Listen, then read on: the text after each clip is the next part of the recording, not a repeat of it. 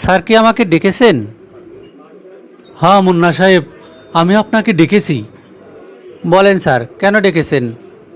মুন্না সাহেব, আমি তো চরম একটা বিপদে পড়েছি। বিপদ? কিসের বিপদ স্যার? আর বলবেন না।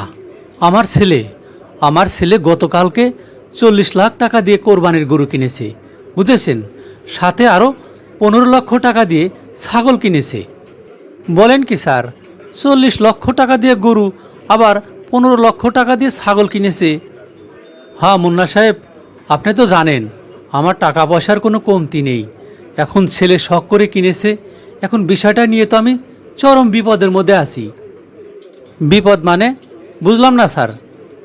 আরে বুঝতে পারছেন না, এত টাকা দিয়ে কোরবানি কিনেছি, এখন এইসব বিষয় নিয়ে মিডিয়াতে আমাকে নিয়ে তো নানানভাবে প্রশ্ন করা হচ্ছে, বুঝতে পেরেছেন? প্রশ্ন করা হচ্ছে আমার ছেলে এত টাকা পেল কোথায়। তারপরে আপনি তো জানেনই আমি তো একটু অবৈধ ইনকাম করি। এসব বিষয় নিয়েও মিডিয়া একেবারে নানানভাবে মনে করেন যে আমাকে নিয়ে সমালোচনা করছে। বুঝতে পেরেছি স্যার, আপনি তো তাহলে এখন চরম বিপদের মধ্যেই আছেন। হ্যাঁ মুন্না সাহেব, আমি এখন চরম বিপদের মধ্যে আছি। ইয়ে, আপনি আমাকে একটু পরামর্শ দেন তো, আমি এই বিপদ থেকে কিভাবে রক্ষা পেতে পারি? কিভাবে রক্ষা পাবেন?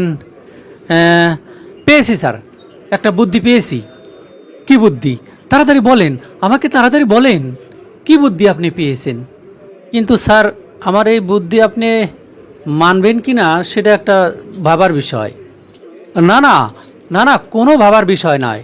আপনি আমাকে যে বুদ্ধি দিবেন আমি সেই বুদ্ধি মোতাবেকই কাজ করব। আপনি বলেন, আপনি আমাকে কি বুদ্ধি দিবেন?